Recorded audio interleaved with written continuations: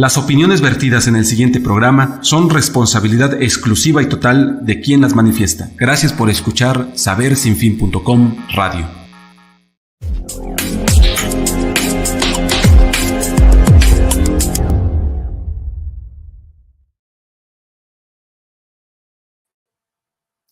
¿Qué tal, amigos? Muy buenas tardes tengan todos ustedes y buen provecho. El día de hoy vamos a tocar un tema referente a lo sagrado y lo profano. Cuando nosotros escuchamos estos términos, al principio nos parecen opuestos y basándonos en algunos estudiosos, nos damos cuenta que, por ejemplo, Mircea Eliade toca el tema de una manera muy extensiva, igual que otros estudiosos. En mi caso, solo me incumbe mencionar mi propia perspectiva sobre el tema. Cuando nosotros vamos ubicando qué es lo sagrado y qué es lo profano, nos vamos dando cuenta que en realidad siempre hemos vivido y convivido con estos dos conceptos. Lo que no es sagrado es profano. De ahí que los masones dicen, por ejemplo, que entre lo sagrado y lo profano solo media un paso. Cuando nosotros analizamos el término sagrado, nos damos cuenta que sobre todo viene del latín sacrum y esto se refiere a consagrado. Entonces, cuando nosotros hablamos de lo consagrado, debemos entender cuál es la diferencia, por ejemplo, entre una oblea y una hostia. La oblea y la hostia están hechos justamente del mismo material. ¿Cuál es la diferencia entre una y otra? La diferencia es que uno está funcionando como objeto y el otro está funcionando ya como un símbolo. Entonces, la oblea es meramente una pasta que está hecha con harina y la hostia es exactamente lo mismo. ¿Cuál es la diferencia entre uno y otro? La diferencia es que uno ya pasó por un proceso que llamamos de sacralización y el otro está en un proceso meramente de objeto.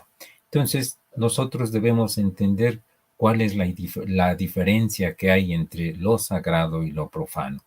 Cuando nosotros empezamos a analizar estos términos, nos damos cuenta que muchas veces todas las religiones están trabajando en pro de lo sagrado, tratando de expulsar todo aquello que sea profano. Pero ¿no será acaso que lo profano solamente es una perspectiva mental? ¿Qué es lo que hace que la oblea se convierta en hostia? Si no es más que un proceso simbólico. Cuando nosotros nos damos cuenta, analizando la perspectiva católica de la misa, en qué momento la oblea pasa a ser una hostia. Va a suceder que, si ustedes ubican, la hostia es el símbolo del pan y poco a poco se va cristificando en el ritual de la misa y ese proceso hace que ya ese mismo material no sea exactamente lo mismo, ya media un valor de, sobre todo, de una connotación más religiosa, más sagrada. Entonces, aquí nosotros debemos entender esa diferencia entre lo sagrado y lo profano, solo media un proceso simbólico, pero sobre todo media una parte que nosotros podemos ubicar como una actitud de nosotros hacia el objeto. ¿Qué sucede, por ejemplo, cuando vemos a un Buda?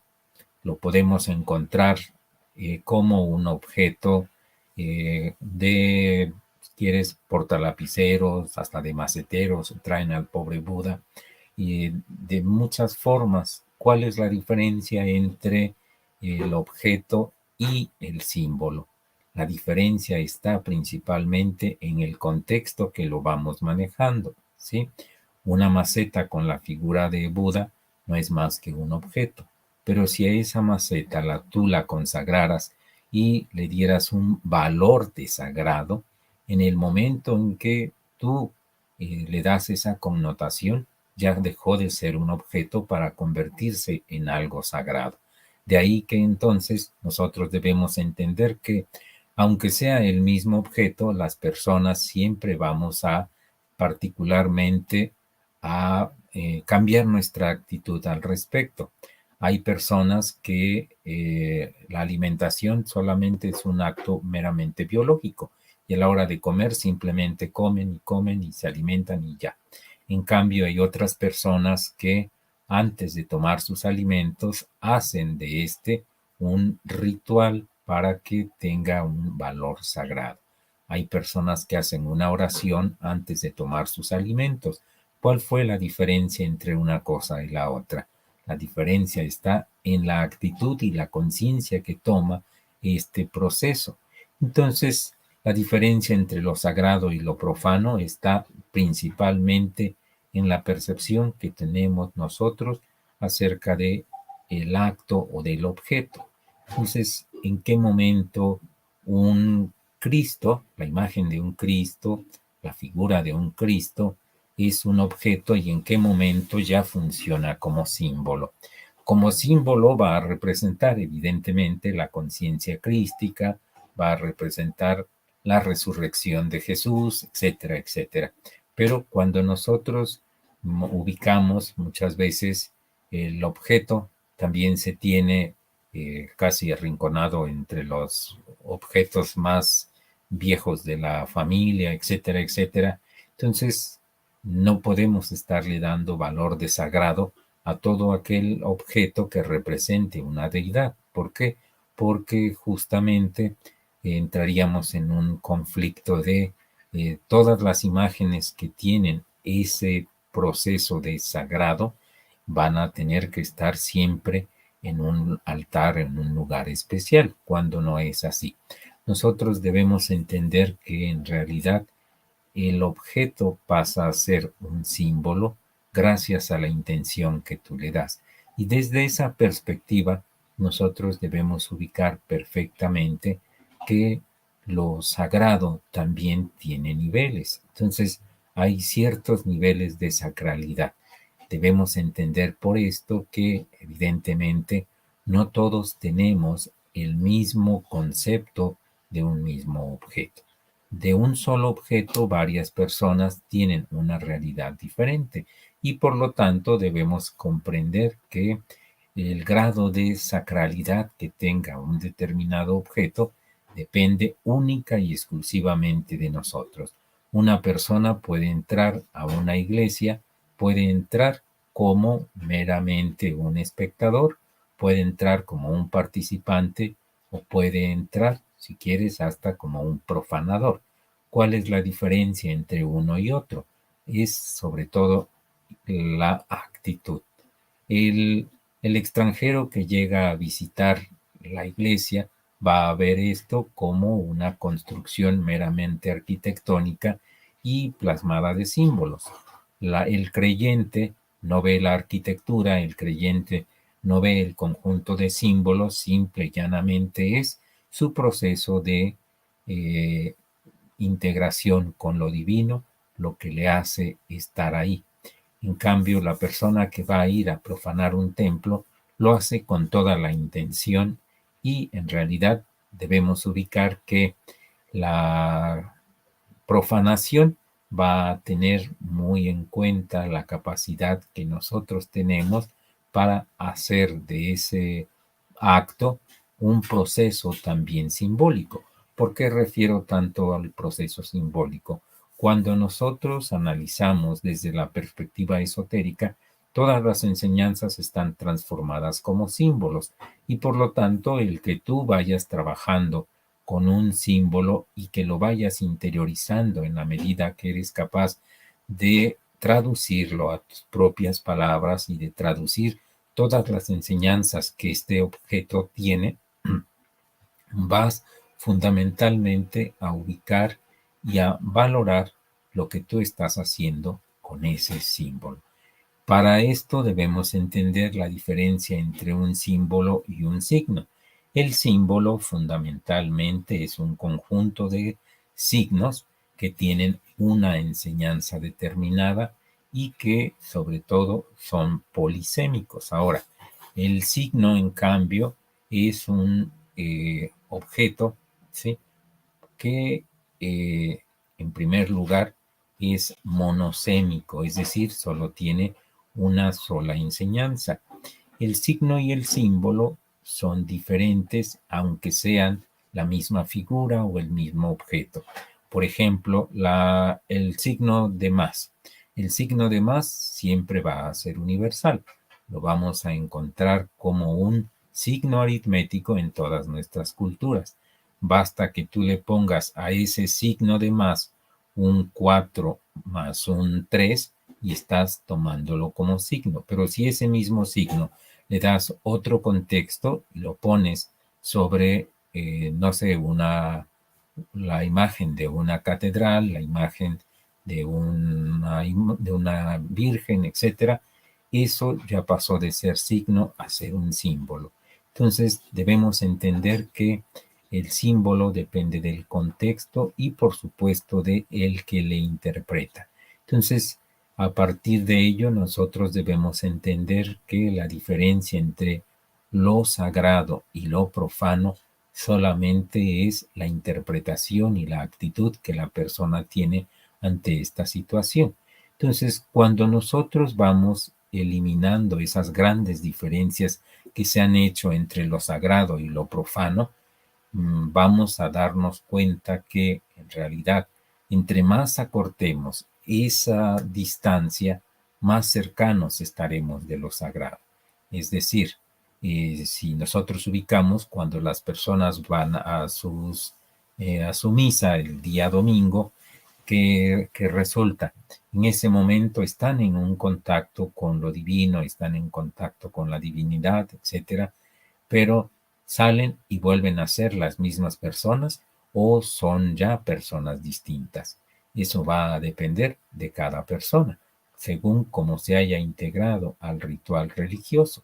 Entonces, no depende lo sagrado, entonces no depende de quién te santifica o quién te conduce durante un ritual, sino más bien del receptor es el que va a darle ese valor de sagrado. Hay personas que saliendo de misa todavía continúan con una actitud bastante religiosa, bastante armónica, y hay personas que saliendo de misa de inmediato ya empezaron a decir una serie de barbaridades, a decir mentiras, etcétera, etcétera.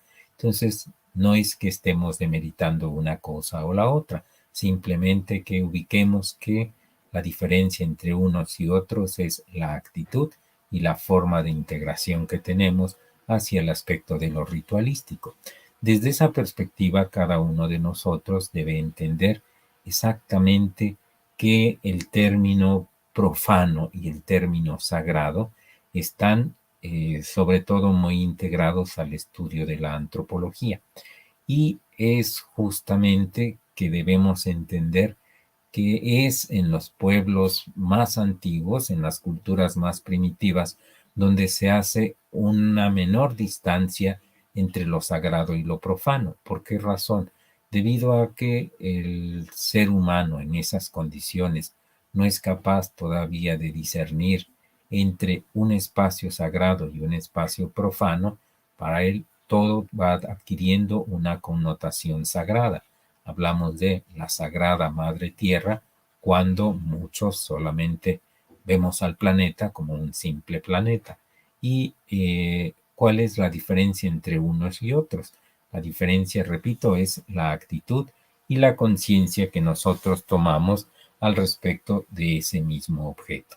Entonces, entre menos hagamos la diferencia desde una perspectiva dualista, vamos a irnos integrando más a lo sagrado. Entonces, esta diferencia que hacemos tan radical de lo sagrado como opuesto a lo profano solamente depende de cada uno de nosotros. Entonces, por lo tanto, debemos entender que para mantenerte dentro de lo sagrado se requiere de que tú respetes una determinada norma y sigas los preceptos que te va indicando la religión a la que te estás integrando. Siempre, por ejemplo, dentro de los espacios budistas, para poder entrar a la sala de meditación, tenemos que quitarnos los zapatos como un proceso meramente simbólico que nos indica justamente que aquí termina la parte mundana, por llamarlo de alguna manera, y en este momento inicia la parte sagrada. Entonces, pero cuando las personas tenemos que ir a hacer el aseo a ese mismo espacio, entramos, por supuesto, con el calzado, etcétera, etcétera. ¿Por qué razón? Porque en ese momento todos esos objetos, todo ese espacio se está viendo justamente como tal, como un conjunto de objetos y un conjunto de espacios que cumplen una función determinada en un momento determinado. Eso quiere decir claramente que en gran medida lo sagrado y lo profano están ubicados, además de la actitud, en el aquí y en el ahora. En el momento en que un objeto está funcionando como un símbolo sagrado, es en el aquí y en el ahora donde el receptor se integra permanentemente con el sentido de lo sagrado. Entonces, nosotros debemos entender que hay muchas personas que entramos en conflicto cuando de pronto somos muy creyentes, muy, eh, sobre todo, la palabra correcta sería muy contemplativos ante un objeto, ante un símbolo, y dejamos de percibirlo como un símbolo sagrado cuando nos mezclamos a nuestra vida profana. Entonces, ¿cuál es la diferencia? La diferencia está fundamentalmente en el aquí y en el ahora. Si en este momento y en este lugar yo requiero que este objeto se convierta en símbolo, mi actitud ya le está dando ese valor simbólico y por lo tanto ese valor de lo sagrado. Por lo tanto, vuelvo a reiterar mi idea, que entre menos hagas esa distinción entre lo sagrado y lo profano, lo que debemos entender es que si nosotros tenemos la actitud de vivir en un espacio sagrado, ubica que todo lo que tú haces, todo lo que tú dices, todo lo que tú dejas de hacer, todo aquello con que tú interactúas en el día a día, puede ser un proceso sagrado. Todo acto puede ser un acto sagrado o un acto profano, dependiendo única y exclusivamente de los parámetros y la intención que tú tengas. Aquí es fundamental hacer hincapié en el concepto de la intención. Entre las enseñanzas budistas se dice que el valor de una acción está determinado por la intención que le genera. Eso indicaría justamente que si tú quieres ir a un ritual, pero solamente vas como espectador, no te estás mezclando con la parte de lo sagrado. Si quieres ir a un ritual como un creyente de esa ritualística, entonces tú estás entrando al espacio de lo sagrado. Entonces, en una misma actitud, en un mismo proceso, las personas pueden salir de lo sagrado a lo profano en un momento o pueden hacer lo contrario, pasar de lo profano a lo sagrado. Por ejemplo, en la cultura católica se mantiene muy ferviente esta división entre lo sagrado y lo profano, a grado tal que para ellos la sexualidad es un pecado. La sexualidad es el pecado original, pero si nosotros ubicamos otras perspectivas, nos vamos a dar cuenta que, por ejemplo, en primer lugar, ¿por qué tachar de pecado aquello justamente a través de lo cual nosotros somos generados? La naturaleza en su conjunto es un proceso de reproducción permanente. Por lo tanto, eso indicaría acaso que toda la naturaleza es pecado y por lo tanto que la creación es un pecado. Entonces debemos entender que en realidad ahí media un proceso sobre todo de manipulación. Recuerda que en la Iglesia Católica se plantean como pilares fundamentales de su manipulación el miedo, el pecado y la culpa. Entonces, ese sentido de pecado nos da una connotación completamente distinta de la que puede tener un practicante del Tantra rojo. Si ustedes recuerdan, existen diversas escuelas de Tantra, pero lo que en el mundo occidental conocemos fundamentalmente como Tantra es el Tantra de lo sexual. Entonces, si vamos a esta parte, el Tantra rojo o el Tantra sexual, ¿en qué consiste? Es un acto sexual, pero va a mediar toda una actitud y va a mediar, por supuesto, toda esa intención que las personas que participan le están dando. Entonces, en el Tantra, las personas entran en un estado de programación en el que para ellos ese acto de sexualidad es en realidad un acto místico porque se están preparando, están tomando una actitud y en el momento justo de la unión sexual lo hacen todavía con ese sentido de lo sagrado, de penetrar a lo sagrado, de interiorizarse, de armonizarse con la pareja a través de la respiración, etcétera. Hay muchos elementos. Entonces, ¿dónde está lo sagrado y dónde está lo profano en cuanto a la actividad de lo sexual? Únicamente está en la ideología que tú tienes o a la ideología que te han condicionado. Cuando nosotros ubicamos, por ejemplo, dentro de la anatomía humana, tenemos el hueso sacro. El hueso sacro es el hueso sagrado. ¿Y dónde está el hueso sagrado? Justamente en la base de la columna vertebral, que haciendo uso del conocimiento hinduista, justamente es en el hueso sacro donde se encuentra la energía kundalini, que es la energía que va a ir despertando tus distintos chakras como significante de estados superiores de conciencia, ¿sí? Como niveles de conciencia. Entonces debemos entender justamente que lo sagrado, ¿sí? Está solamente en nuestra mente. Lo sagrado y lo profano están únicamente en nuestra mente, pero bien es cierto que ambos conceptos nos sirven para hacer una diferencia entre el momento de lo religioso, en el momento de lo sagrado y el momento de la vida cotidiana. Sin embargo, si tú tomas conciencia de ello, cualquier instante es un instante sagrado. Cualquier momento puede ser un momento para lo profano. La cuestión es que nosotros aprendamos a tener conciencia de nuestra intención, conciencia del contexto en que nos envolvemos para así poco a poco ir integrándonos más con el instante de lo sagrado.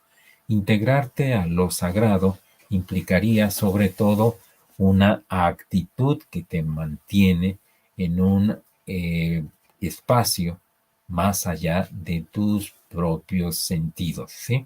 Entonces, ¿qué sucede cuando una persona acude a un servicio religioso? La persona se olvida de sus problemas, se olvida de sus circunstancias del mundo exterior y se integra evidentemente a una dinámica diferente que busca de manera simbólica llevarlo a un estado de conciencia diferente. Entonces, si nosotros pudiéramos mantener esa actitud durante las 24 horas del día, podríamos decirnos ya estar inmersos dentro del mar de lo sagrado.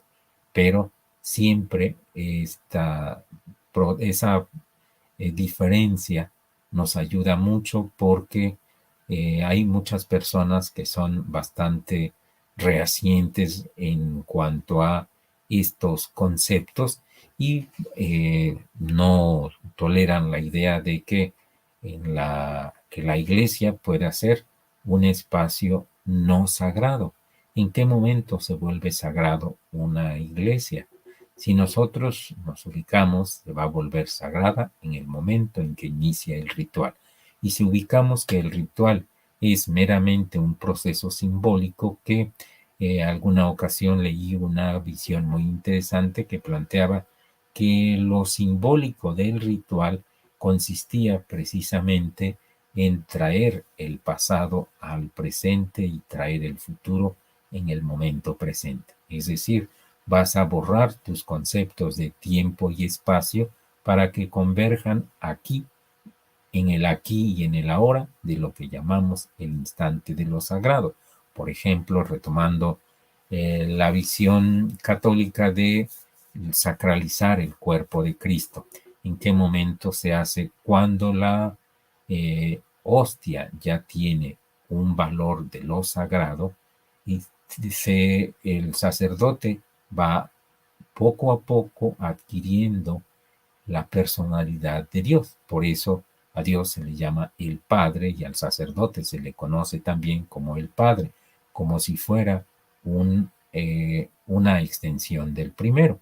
Entonces debemos entender que el sacerdote, la hostia, la convierte de una manera simbólica en el cuerpo de Cristo y en la medida en que avanza el ritual, se va sacralizando y por lo tanto en ese proceso de sacralización va a llegar el momento en que el sacerdote levanta el cáliz donde ya mezcló el vino que simbólicamente va a representar la sangre de Cristo con la hostia que ya representa el cuerpo de Cristo. Entonces vamos a beber del cuerpo y la sangre de Cristo a partir de un proceso meramente simbólico.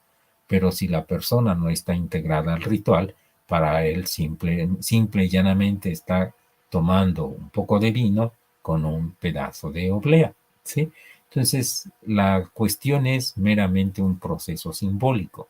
Entonces, retomando la idea de que en lo religioso converge el pasado y el futuro en el instante presente, nos damos cuenta que el sacerdote está haciendo, decía ya, una representación o una manifestación del Dios Padre. Y en la medida en que va levantando el cáliz, éste se va sacralizando hasta convertirse justamente en el cuerpo de Cristo. Y es justamente cuando el creyente toma la oblea y es que simbólicamente el cuerpo de Cristo pasa a formar parte de su ser, ¿sí? Así como nosotros nos alimentamos con alguna manzana, alguna fruta X, esa fruta va a ir formando parte de todo nuestro cuerpo y así simbólicamente la hostia pasa a formar parte de nosotros, la hostia como símbolo del cuerpo de Cristo y por lo tanto nosotros estaríamos cristificándonos en ese sentido, pero es meramente un acto simbólico. Cuando nosotros nos vamos dando cuenta de ello, ubicamos en que realmente no necesitaríamos de un sacerdote, no necesitaríamos de acudir a un templo para realizar este acto de comunión, este acto de integración con lo divino. Basta y sobra que tú tengas un concepto ritualístico, que tú tengas la intención y que le des ese valor de sagrado a lo que tú estás haciendo. Entonces, esto implicaría una toma de conciencia de tu actitud, de tu intención, de el nivel de sacralidad que le estás dando a los objetos. Entonces, nosotros debemos entender perfectamente que en el proceso religioso siempre van a tratar de mantenernos integrados a la cultura de lo religioso, valga la redundancia, en cuanto que somos clientes de una determinada creencia. Y en la medida en que nosotros sigamos asistiendo a los ritos, vamos a formar parte, evidentemente, de la economía de esta religión.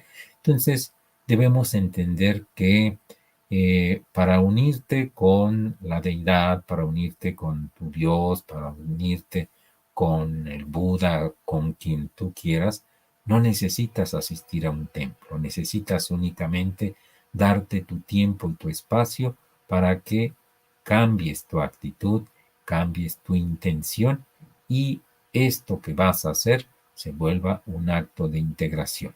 ¿Por qué razón? Recuerda que Dios no está en las iglesias, Dios está en todo el universo, Dios es en todo el universo. Se supone que Dios está entre toda su creación. Por lo tanto, toda su creación es divina.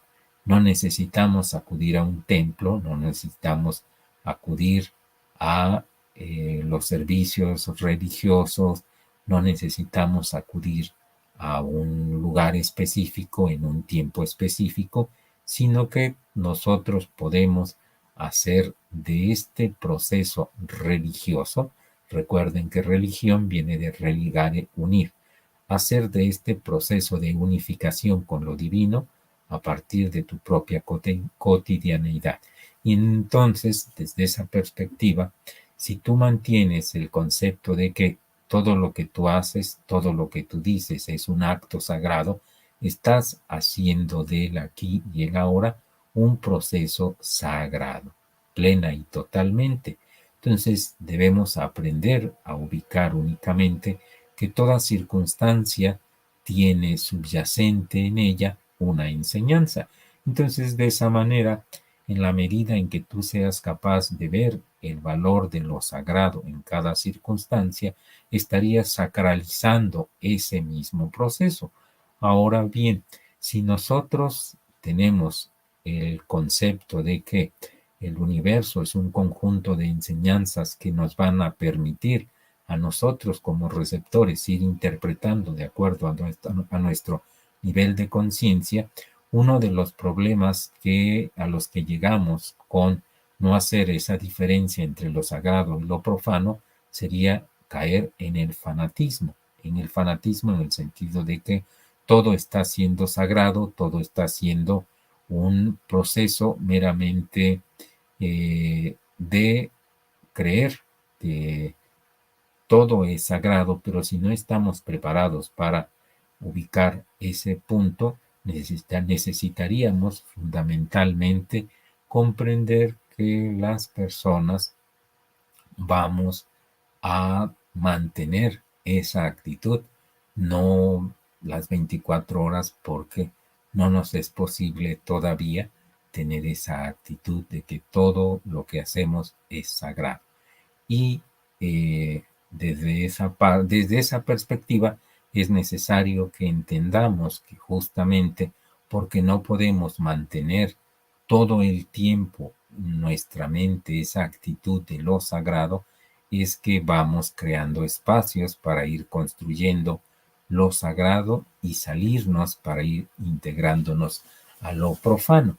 Cuando nosotros analizamos un poco la historia de la religión católica, nos damos cuenta que como una forma de desacreditar a todo aquello lo que no era católico, se, mm, se realiza, se crea el concepto de pagano. El pagano era justamente toda aquella persona que no pertenecía a la religión católica. Paganus significaba campesino y en ese sentido era un término peyorativo que venía a designar a todo aquel que se salía de el ámbito de la religión católica, de modo tal que, si ustedes recuerdan, la Santa Inquisición. En la Santa Inquisición, ¿dónde estaba lo sagrado? ¿Por qué llamarle santo a un acto tan vil? Estamos hablando de que quienes hacían de eso un acto sagrado eran únicamente aquellos que llevaban al cabo esas prácticas. Entonces, si nosotros nos vamos dando cuenta, el proceso de lo simbólico es justamente lo que le da valor de sagrado a las cosas y la intención que tenemos al realizarlas. Entonces decía, en la Iglesia Católica hacían una gran diferencia entre los católicos y los paganos. Entonces los paganos eran los profanos y posteriormente eh, ya más adelante en la historia de la Iglesia Católica encontramos que San Agustín habla de lo profano o refiriéndose a los profanos como a todos aquellos que no están dentro de el ámbito de las líneas católicas. Entonces, entre lo profano y lo pagano no media más que un proceso de medios conceptuales. Entonces, lo profano y lo pagano serían lo mismo aplicado en contextos diferentes. Entonces, debemos entender que decía, si la Santa Inquisición de Santa no tuvo nada porque se trataba de matar a todo aquel que estuviera fuera de los regímenes establecidos por la religión católica, entonces, si Dios habla de ama a tu prójimo como a ti mismo, no está diciendo haz una diferencia entre lo uno y lo otro. ¿Por qué? Porque todos formamos parte de la misma creación.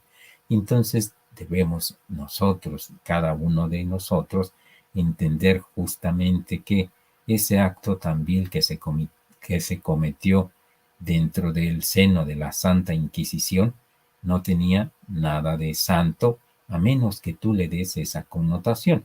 Entonces los católicos le daban esa connotación a partir de la manipulación a la que habían sido sometidos.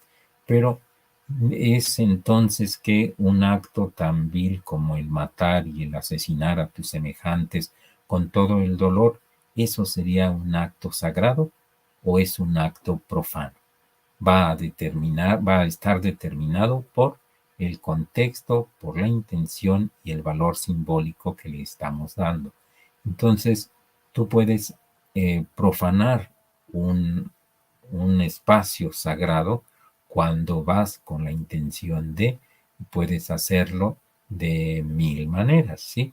Simplemente el hecho de que tú pongas si vas con la intención de profanar un espacio sagrado, con que tú vayas con la intención de poner algo profano dentro de la ritualística, por ejemplo, si llevas una imagen de otra religión, estarías de alguna manera profanando ese espacio que está evidentemente dedicado a una determinada deidad. Lo importante es que entendamos también que esas deidades que nosotros simbólicamente vemos afuera en realidad son representaciones de partes de nosotros mismos. Por eso justamente el valor simbólico de una religión. Una religión siempre va a estar en el ámbito de lo simbólico, ¿sí? El problema es cuando las personas no tienen conciencia de ello, hacen de lo simbólico lo que llamamos el pensamiento mágico. Entonces, ¿cuál es la diferencia entre lo simbólico sagrado y el pensamiento mágico? Cuando nosotros analizamos, por ejemplo, la figura del demonio, el demonio es justa y llanamente esa parte negra, esa parte oscura que todos llevamos dentro, pero que está sistematizado en una forma simbólica, integrando distintos símbolos. Por ejemplo, si nosotros ubicamos el demonio como lo representa la cultura católica, está en rojo, tiene las patas de cabra, tiene los cuernos de toro, tiene la cola de escorpión y trae en su mano un tridente. El rojo es el color de la lujuria, de ahí el chakra de color rojo, que es el chakra número 1. La cabra representa a Capricornio, y Capricornio es el necio del sol. Luego, los cuernos de toro representarían a Tauro y la cola de escorpión representarían a Escorpio.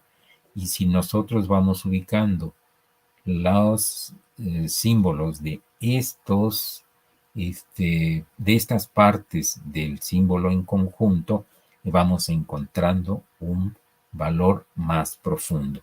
Entonces, el demonio solo funciona como un símbolo de aquello que nosotros tenemos y aquello que nosotros queremos expulsar de nosotros mismos. Entonces, el tridente, ¿qué viene siendo? El tridente lo trae Poseidón, el dios de la furia.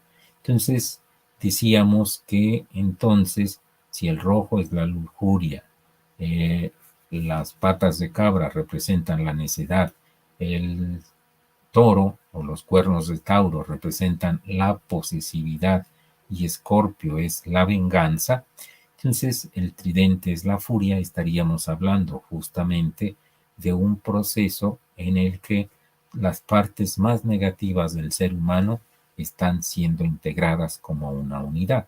Entonces, cuando nosotros caemos en el pensamiento mágico, nos damos cuenta que generamos la idea de que el demonio es un ente que existe independiente de nosotros y ajeno a nosotros.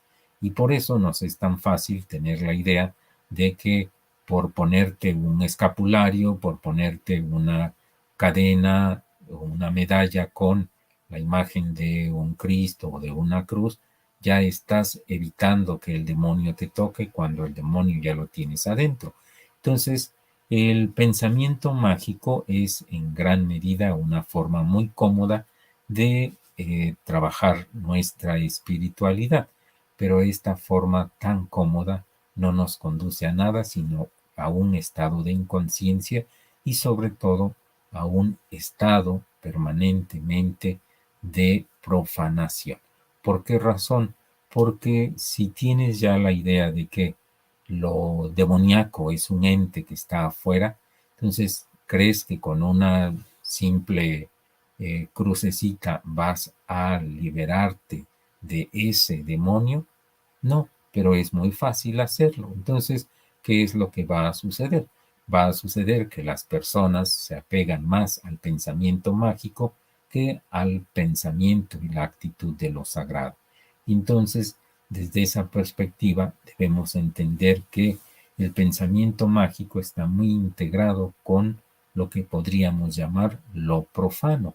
Entonces, si una religión tiene un valor meramente simbólico, cuando ese símbolo se cosifica ya se está cayendo en el pensamiento mágico y por lo tanto ya estarías profanando el símbolo que te estaban enseñando en un primer momento.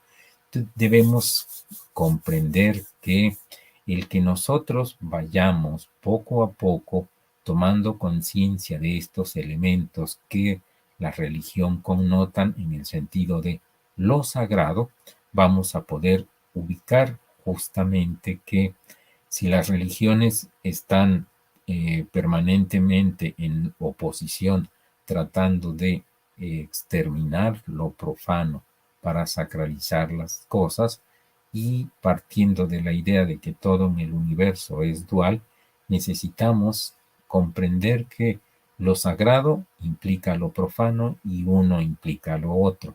Entonces, ¿en qué momento una persona cae de lo sagrado a lo profano?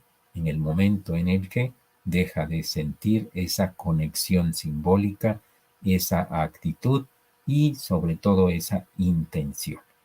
Entonces, una persona puede profanar una, una situación sagrada para los demás, pero puede ser para él algo sin mayor intención, sin mayor relevancia.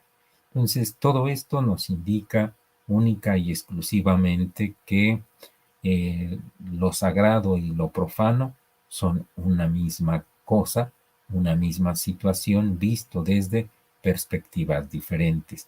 Baste mencionar que para que algo se vuelva sagrado depende de, uno, tomarlo como un símbolo, dos, darle una intención de lo sagrado y tres, ubicarnos en el aquí y en el ahora, dándole toda una connotación religiosa a ese mismo proceso. Entonces, hacer esa diferencia entre lo sagrado y lo profano simplemente nos va a servir como un parámetro para poder distinguir que estoy en mi vida cotidiana, mi vida mundana como símbolo de lo profano y estoy en este momento en un espacio de comunicación con mi ser superior, ¿sí? Entonces, nosotros debemos entender que esta separación es meramente una separación conceptual, que nos sirve simbólicamente y por eso afecta a nuestro subconsciente para ubicar este es el momento de lo sagrado y este es el momento de lo profano, cuando en realidad no deja de ser lo mismo. Es decir, cuando una persona va a un ritual, en ese momento rompe el sentido del yo, se integra a la comunidad, se sumerge en este proceso sinergético y sobre todo entra a una dinámica diferente y poco a poco, conforme el ritual va siendo transcurrido, se va integrando a ese sentir de lo sagrado, a ese sentimiento de lo divino. Y cuando termina ese momento, vuelve a retomar su personalidad y se integra sobre todo a lo que volvemos a integrar en la vida cotidiana. Volvemos a ser en la vida cotidiana. Dejamos de ser una parte de ese todo, de esa comunidad a la que nos integramos y volvemos a tomar nuestro sentido de individualidad, nuestro sentido del yo. Entonces, significaría que para integrarte a lo sagrado necesitas quitarte el sentido del yo y todas tus, eh, todas tus connotaciones de la vida cotidiana. Básicamente sí, para eso acudimos a un servicio religioso, para eso acudimos a integrarnos con una comunidad, para que cada uno aporte su energía presencial y de esa manera nos integramos a un espacio ritualístico donde, vuelvo a reiterar, convergen el pasado y el futuro en un mismo punto. Entonces, nosotros hacemos una diferencia entre el espacio de lo sagrado y el espacio de lo profano cuando hacemos la diferencia entre el mundo cotidiano y el mundo de lo sagrado. Pero el mundo sigue siendo el mismo. Lo que cambió fue la actitud, la intención y sobre todo el valor de lo simbólico.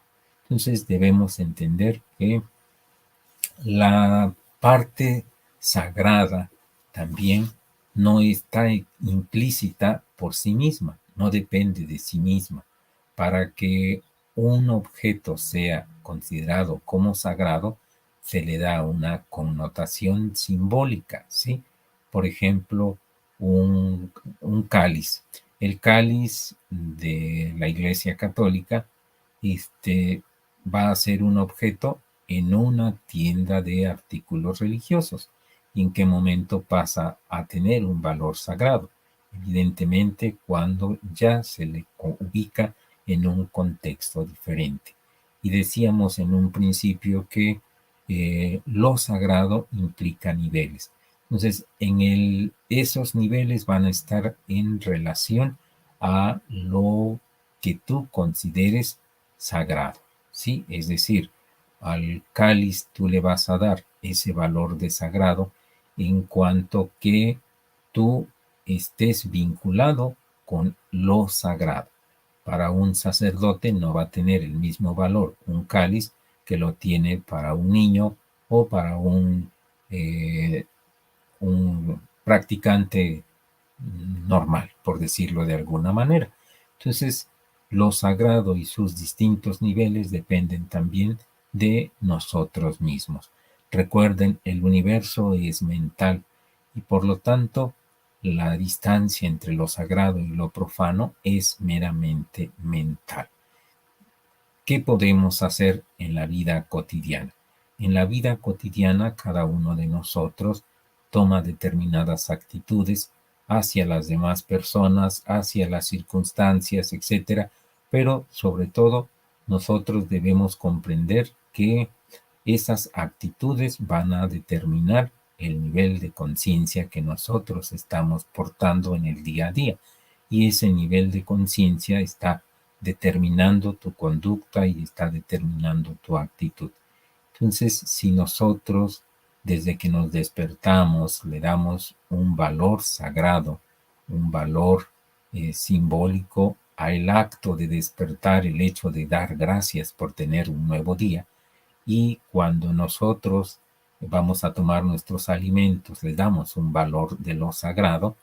Cuando nosotros vamos al trabajo agradeciendo que tenemos un trabajo en un mundo donde hay millones de personas que viven sin empleo, entonces, conforme se va dando ese proceso y vamos tomando conciencia de que cada instante puede ser un instante sagrado, en esa medida nosotros nos vamos integrando a lo divino.